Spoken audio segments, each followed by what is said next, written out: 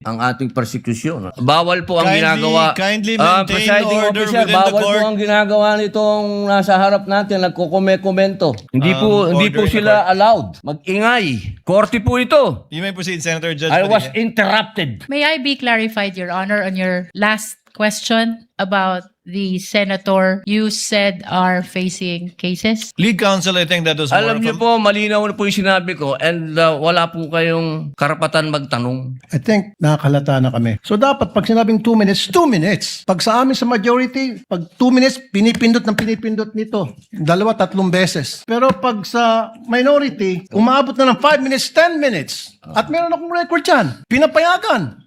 Why? Ako ilang beses na ako nang pindutan ng bell. Nakakairita. You have 2 minutes.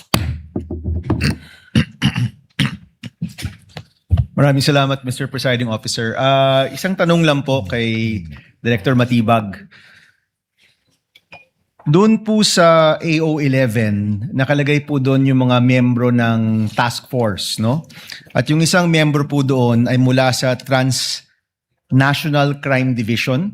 Opo. Nabanggit nyo po nung isang araw na nasa punto na po kayo sa inyong investigasyon na chine-check po ninyo kung hindi lang ito isang tao pero kumbaga grupo na po ito or may plot, may ploy, may nagkukuntsaba para dito po sa posibleng pagpatay kay President Marcos. So nagtataka lang po ako sa AO11 kasama yung Transnational Crime Division. So my question is, sa inyo pong investigasyon, meron bang transnational nature itong posibleng pagpatay sa presidente? Meron bang foreign intervention or mga players na hindi po Pilipino sa inyo pong investigasyon? Yan po ay isang sa purpose talaga kung bakit namin isinama para alamin kung sino po. Alam naman po natin, para patayin ng isang presidente, hindi po isa o dalawang tao lang nag-uusap dito. You need yung kakayahan mo, yung capacity doon po pumapasok. Kailangan ng pera, kailangan ng network, kailangan ng tao. So tinitingnan po natin ito lahat. Ngayon yung binabanggit po ninyo, kasama po sa ating tinitingnan yan. Pero ang isa pong mayoryang rason yan, yung pong mga pagbabiyahe ng ating Pangulo, we have to also monitor it because the possibility of endangering the life of the President during his time that is outside of the country, nandoon din po yan dahil sa threat. So kaklaruhin ko lang ha. So yung pagkakaroon ng Transnational Crime Division dahil yan sa mga biyahe ng presidente, hindi dahil merong possible foreign intervention dito sa iniimbestigahan yung pagpaplano. That is also an angle being considered but that's not the main reason po. Alright, salamat. Salamat po. Thank you, Senator Judge Aquino. Senator Judge Padilla is recognized. You may proceed, sir, when you're ready. You have 2 minutes. Maraming salamat po aming ginoong tagapamahalang hukom at sa atin pong ginoong Pangulo. Meron po akong katanungan para sa persecution. Sa akin pong mga kaibigan sa prosecution. Napakahalaga po sa bawat pagdinig ay yung nagsasabi ng katotohanan. Tama po ba? Tama po. Opo. Pagka ang isang witness po ay naging halimbawa ng paiba-iba ang sinasabi, ano pong tawag dito? Di ba po kasinungalingan? This is a hypothetical question, Apo. Your Honor. You are not referring to any particular witness? Si Las Cañas po. Yung inyo pong pinakitang affidavit, Your Honor? alam niyo po, hindi pa po ako tapos, kaibigan. Alam niyo po, napakalungkot po para sa amin na marinig na merong kayong ibinigay na affidavit na nabahiran dito po sa loob ng Senado. Dito sa plenaryo ng Senado ay nabahiran ng matinding masasabi nating kasinungalingan sapagkat magkaiba ang kanyang sinabi. October 3, 2016, sinabi niya walang kinalaman ang Pangulong Rodrigo Roa Duterte. February 20, March 6, na iba na ang istorya. Ang tanong ko po, ano ang tawag sa taong paiba-iba ang sinasabi? Di ba po sinungaling? May I answer, Your Honor? Opo, opo. Kagaya po ng aking binigyang linaw kanina. At paulit-ulit na rin pong sinabi ng ating presiding officer. Pakisagot na lang po kasi yun lang po ang tanong. Tama po ba o mali na tawaging sinungaling ang taong iba-iba ang sinasabi? I'm sorry, Your Honor, but I need to qualify my answer. Mr. Presiding Officer, isang simpleng tanong lang po. The lead prosecutor may agree or disagree or state a different characterization. I can state a different characterization if I'm asked by the good Senator Judge. You may disagree or agree with the Your statement Honor. of the Honorable Senator Judge Padilla. Feel free to say no or yes, Counsel. Kagalang-galang ng mga senator judges at sa atin pong mga nanonood na kababayan. Dahil binanggit po ng kagalang-galang na Senador Robin Padilla ang pangalan at ang affidavit ni Arturo Las Cañas, nais ko pong linawin ang kanina ko pong manifestasyon. Ito po ay ipresenta sa impeachment court bilang bahagi ng Presiding testimonya Officer, ng witness. hindi pa din po sinasagot ang Lead prosecutor, the response, it's not responsive to the question of Senator Judge Padilla. Allow me to, if the good Senator Judge will allow the presiding officer, pwede ba nating sabihin, lead prosecutor, na ang testigong pabago-bago ang kanyang testimonya sa magkakaibang petsa o araw o panahon ay isang testigong hindi maaasahan? Without particular reference to Arturo Las Sa Cañas, pangkalahatan, oh. I agree with you, Honorable Presiding Officer. Posible nagsisinungaling siya sa isa, nagsasabi ng totoo sa isa, o nagsisinungaling sa isa, nagsasabi ng totoo sa isa, hindi na natin malalaman yun. Tama po ba yan? Without particular reference to Arturo Las Cañas, I agree with you, Honorable Presiding Officer. Thank you. Maraming salamat po, aming ginoong You may proceed, tagapamahalang Senator hukom. Judge Padilla. Opo.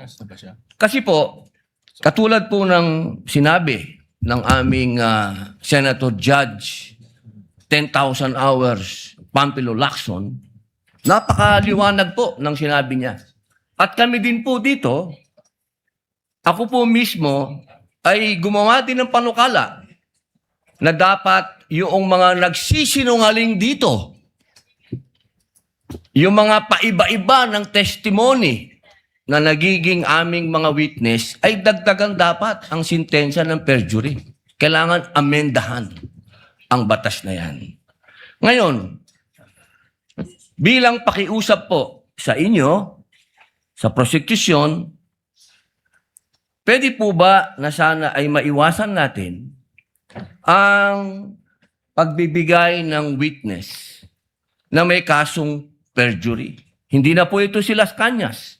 Ang sinasabi ko po ay yung dalawang mahal nating witness, si Attorney Jeremy Lotok at si NBI Agent Talilong, na sa mga oras na ito ay may kasong hinaharap na perjury.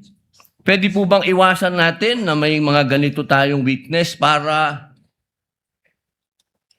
ang nasasakdal po kasi dito ay ibinoto ng 32 million na tao. Sana po, aming mga mahal na kaibigan sa prosecution, ay isipin nating mabuti bago po tayo magbigay ng mga witness na may perjury na kaso o nagkaroon po kami ng dahilan na gumawa ng amenda na itong perjury ay amendahan. Pwede po ba yun? Your Honor, with all due respect, I would like to take exception to the question and manifestation of the Honorable Senator Judge Robin Padilla. First of all, we were able to verify already that there are no cases pending against the prosecution witnesses. In addition, Your Honor, and only to respond to the concern of the Honorable Senator Judge Padilla.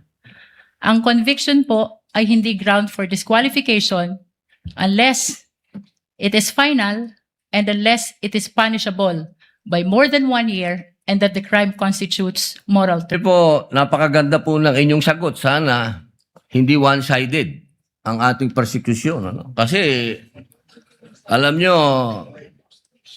pag kayo ang pagpabor sa inyo, alam nyo, bawal po ang ginagawa. Kindly maintain Presiding order officer, within the bawal po court. ang ginagawa nitong nasa harap natin, nagkukomento.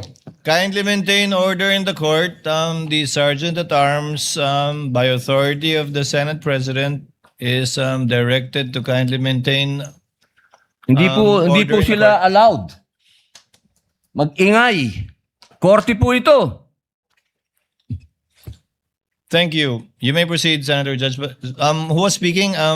Ako po. You may proceed, Senator Judge. I was Padilla. interrupted. With due English. apologies.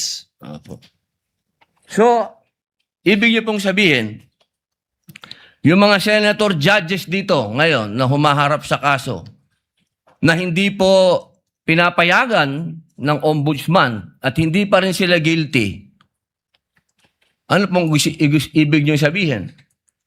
Your Honor, with all due respect, ang question niyo po kanina ay kaugnay ng pagtistigo. Testigo nga, Referring to judges the nga yung witnesses of sinasabi the prosecution, Your Honor. Ang usapan po ay yung guilty or not guilty. Okay? So, tatanong na po ako ng bago. Opo. Pwede po ba?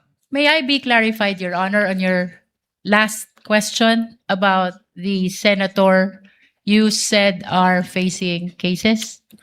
Lead counsel, I think that was more Alam of niyo a- po, malinaw na po yung sinabi ko and wala po kayong karapatan magtanong Hindi. sa Senator Judge. Diliwanagin ko nga po. I think Senator Judge Padilla was making a manifestation and not posing a question to the lead prosecutor in relation to our two colleagues. You may proceed, Senator Judge Padilla. Maraming salamat po, Ginoong tagapamahalang hukom. Pwede na po ba tayong mag-advance ng katanungan? Yes, Your Honor. Apo. Yung pong sinasabi ninyo, bakit nyo po nababanggit ang ICC dito? Ano po ang kinalaman ng ICC dito sa ating pagdinig? With all due respect, Honorable Senator Judge Robin Padilla, kagaya po ng nabanggit ko na, at marahil panglima ng banggit ng presiding officer, nabanggit po ang ICC, kaugnay ng affidavit ni Las Cañas, na ipirinisinta po ng prosecution bilang bahagi lamang ng testimonya ng witness at bilang bahagi ng naging investigasyon ng Special Task Force ng NBI. Maraming salamat po. Senator Judge Padilla will please wind up. You can Opo. avail of a second round if you wish. Opo. Maraming salamat po. So, ibig pong sabihin, malinaw, na kanina sinabi natin na What is the hindi pleasure siya... of, with the permission of Senator Judge and indulgence of Senator Judge Padilla, what is the pleasure of Senator Judge Rafi Tulfo? Walang mic. Kay Senator Padilla. Bakit pag sa kabila pinapayagan sila 5-10 minutes? Bakit pag sa amin, sa majority, kinakat agad ni remind pagdating ng 2 minutes? I think nakakalata na kami. So dapat pag sinabing 2 minutes, 2 minutes. Pag sa amin sa majority, pag 2 minutes, pinipindot nito. 2-3 beses. Totoo yan. Pero pag sa minority, umabot na ng 5 minutes, 10 minutes. At meron akong record yan. Pinapayagan. Why? Thank you. The comments of Senator Judge Rafi Tulfo is recognized. However, the chair would like to point out that in the impeachment court, there is no majority nor minority. We are all senator judges. And Senator Lacson earlier requested also an additional time to finish his point, which the chair allowed. That's why the chair reminded Senator Judge Padilla to wind up because Hindi. his time already lapsed. Kaya nga, Mr. Presiding Officer, I'm sorry, I do have a lot of respect in you. Yung sa akin lang, kahit na sino senador, kapag dating na ng 2 minutes, pinipindutan ng bell eh. Ako ilang beses na ako napindutan ng bell. Nakakairita eh. Samantalang yung iba, hindi pinipindutan ng bell, umabot pa ng 5 minutes. I'm not referring to anybody here now. Yun lang yun eh. Kaya nga kuminsan, binubulungan ko na nun dyan eh. Oy, pindutin mo na yung bell. Para naman makapagsalita yung iba. Yun lang po. Wala na akong tinutukoy dito. Dapat maging fair tayo yung sa nagpipindot ng bell. Pag sinabing 2 minutes regardless kahit na sinong senador yan. Thank you. The clerk of court is instructed to kindly relate to the bell ringer to kindly be consistent in doing the polite reminder to the senator judges with respect to the time allotted. Sir Presiding Senator Officer. Judge Yes. Cayetano Alan. No, I take the comments of Senator Tulfo in order. I respect your opinion, but just to put on record, as you said, Senator Lacson a while ago asked for more time, binigay. Walang bell yon. Yesterday, 2 bell sa akin. 2 o 3? I don't wanna Dalawa admit- lang ang bilang ko. 2 lang bilang mo. And maybe the solution is that after the first, isang bell na lang, pero kasi from the start of the impeachment trial, we asked the presiding officer at sabi mo nga, liberality, because then if we can't ask questions, baka magkaroon ng motion or mas lalong tatagal. Maybe you've been doing it naman, but yun nga, yung just ask to wrap up. But konting, we all want to get back to work. There's so much that we want to do. At least, wala ngang majority-minority, but at least wala ngang threat ng kaso sa majority. Kami magsalita dito, parang may sword sa aming nakatutok. So, konting pagbibigay din sa amin ng konting liberality din sa pagtatanong. Yes. But in accordance with the rules, tama naman po yung sinabi ni Senator Tulfo. The presiding officer shall take in advisement the points raised by Senator Judge Rafi Tulfo as well as the point raised by Senator Judge Allen. And in that spirit, kindly wind up, Senator Opo. Judge Padilla. Ginoong tagapamahalang hukom, nais ko lamang pong sagutin ang ating kaibigan na si Senator Rafi Tulfo. Sandali lang po. Kaibigan, mas mahaba kasi yung sagot ng ating prosecution. Ako po ay nagtatanong lamang ng oo ba o hindi. Opo. Pasensya na po. Opo. Kindly wind up, Senator Judge Padilla, but you're gonna Opo. bail of the Maraming second round salamat if there's po. one. Tatalon na po ako. Dito na po ako sa aking kaibigan. Maraming salamat po, kaibigan. Opo. Sa akin pong kaibigan, kay Attorney Matibag, mahal na saksi. Mabilis lang po ito. Ako po ay napunta sa PDP Laban dahil po sa inyo. Tama po. Opo. Kayo po ang kumimbinsi sa akin. Tama po. Campaign manager nyo pa po. Opo. At masasabi po natin na isa kayo sa nagpa-number 1 po sa akin. Tama po. Sa lugar po namin, number 1 po kayo. Opo. Attorney Matibag, sumama po ako sa inyo dahil alam ko na isa po kayo sa arkitekto ng pagkapanalo ni President Rodrigo Roa Duterte. Tama po ba? Hindi po. Sapagkat noong 2016, ako po ay campaign manager ng Region 4A ni Secretary Mar Rojas po. Ayun. So hindi po kayo connected nung panahon na yon kay Pangulong Rodrigo Roa Duterte? Hindi po. Opo. Kung kayo po ay nagtatrabaho sa mga iba't ibang politiko, kayo po ba ay matatawag na political analyst o political ano pang tawag po doon? Yung mga nagsasagawa, nagpapatakbo ng politika ng bawat politiko? Well, maaari pong matawag na tayo ay tumutulong sa ating pinaniniwalaan na kung sino po ang dapat manungkulan sa ating bayan. Opo. Ibig pong sabihin, pwede po kayong gumawa ng isang kandidato at manalo. Makatulong lang po. Sapagkat ang paniwala ko po, hindi naman po isang tao, lalo na ako, ang magpapanalo ng isang kandidato. Opo. So ngayon po, masasabi po natin na pwede po kayong magtrabaho bilang isang political operator? Ano po bang konteksto ng political operator? Ang ibig ko po sabihin, ako po ay nasasama sa isang political party noon. So tumutulong po tayong maipanalo ang isang kandidato ng political party. Opo. You have 2 minutes. Maraming salamat, Mr. Presiding Officer. Isang tanong lang po kay Director Matibag. Doon po sa AO11, nakalagay po doon yung mga miyembro ng task force, no? At yung isang miyembro po doon ay mula sa Transnational Crime Division.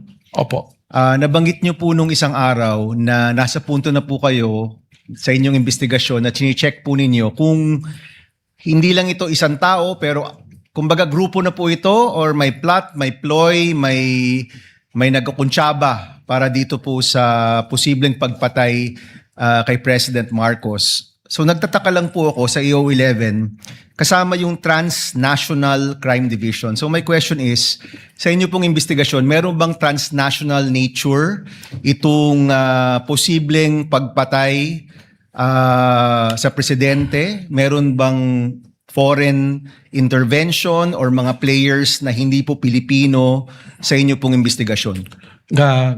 Yan po ay isang sa purpose talaga kung bakit namin isinama para alamin kung sino po. Alam naman po natin, para patayin ng isang presidente, hindi po isa o dalawang tao lang nag-uusap dito.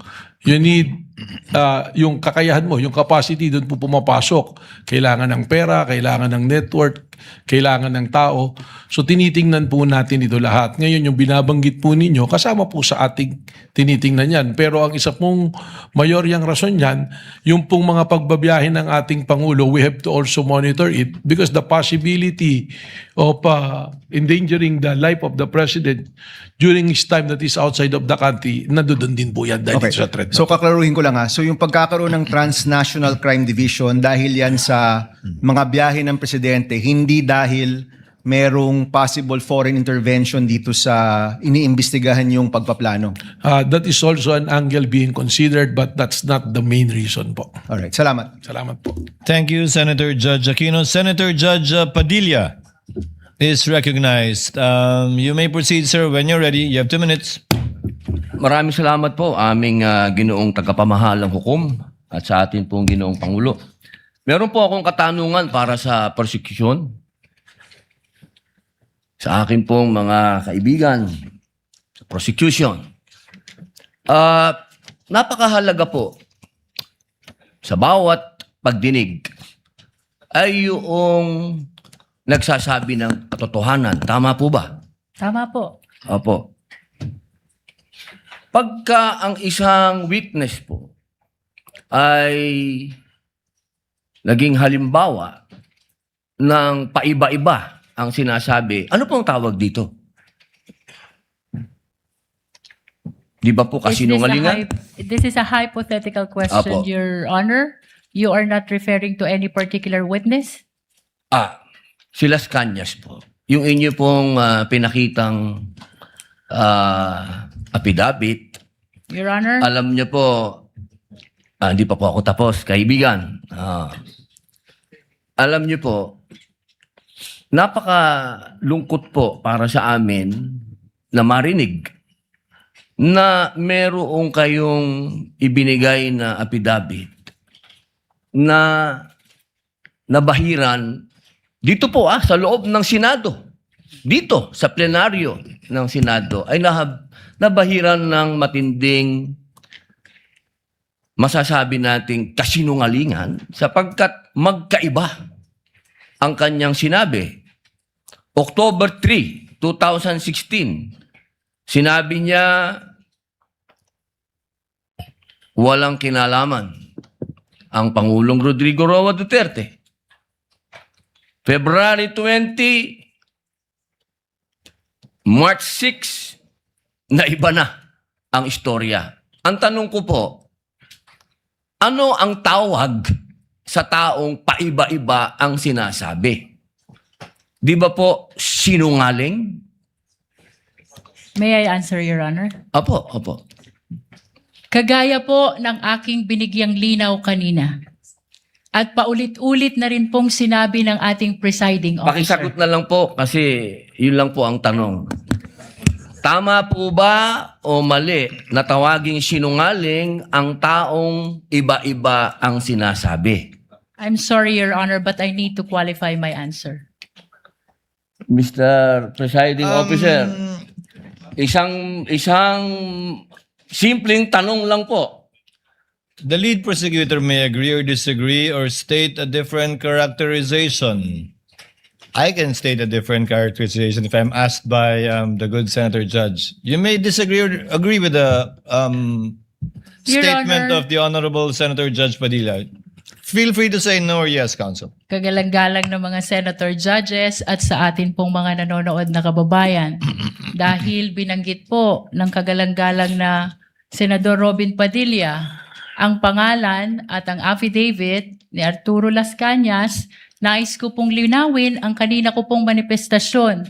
Ito po ay ipresenta sa impeachment court bilang bahagi ng Presiding testimonya Officer, ng witness. hindi pa din po sinasagot ang Lead prosecutor, the response, it's not responsive to the question of Senator Judge Padilla.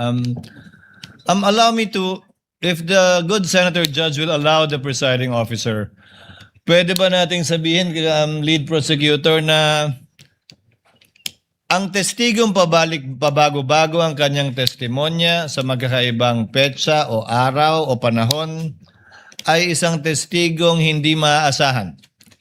Without particular reference to Arturo Las Sa Cañas, pangkalahatan, I agree with you, Honorable Presiding Officer. Posible nagsisinungaling siya sa isa, nagsasabi ng totoo sa isa, o nagsisinungaling sa isa, nagsasabi ng totoo sa isa, hindi na natin malalaman yun. Tama po ba yan? Without particular reference to Arturo Las Cañas, I agree with you, Honorable Presiding Officer. Thank you. Maraming salamat po, aming ginoong You may proceed, tagapamahalang Senator hukom. Judge Padilla. Opo. Kasi po, katulad po ng sinabi ng aming Senator Judge, 10,000 hours, Pampilo Lacson, napakaliwanag po ng sinabi niya. At kami din po dito, ako po mismo ay gumawa din ng panukala na dapat yung mga nagsisinungaling dito, yung mga paiba-iba ng testimony na nagiging aming mga witness, ay dagdagan dapat ang sintensya ng perjury. Kailangan amendahan ang batas na yan. Ngayon, bilang pakiusap po sa inyo, sa prosecution, pwede po ba na sana ay maiwasan natin ang pagbibigay ng witness na may kasong perjury? Hindi na po ito si Las Cañas. Ang sinasabi ko po ay yung dalawang mahal nating witness, si Attorney Jeremy Lotok at si NBI Agent Talilong, na sa mga oras na ito ay may kasong hinaharap na perjury. Pwede po bang iwasan natin na may mga ganito tayong witness para ang nasasakdal po kasi dito ay ibinoto ng 32 million na tao. Sana po, aming mga mahal na kaibigan sa prosecution, ay isipin nating mabuti bago po tayo magbigay ng mga witness na may perjury na kaso o nagkaroon po kami ng dahilan na gumawa ng amenda na itong perjury ay amendahan. Pwede po ba yun? Your Honor, with all due respect, I would like to take exception to the question and manifestation of the Honorable Senator Judge Robin Padilla. First of all, we were able to verify already that there are no cases pending against the prosecution witnesses. In addition, Your Honor, and only to respond to the concern of the Honorable Senator Judge Padilla, ang conviction po ay hindi ground for disqualification unless it is final and unless it is punishable by more than 1 year and that the crime constitutes moral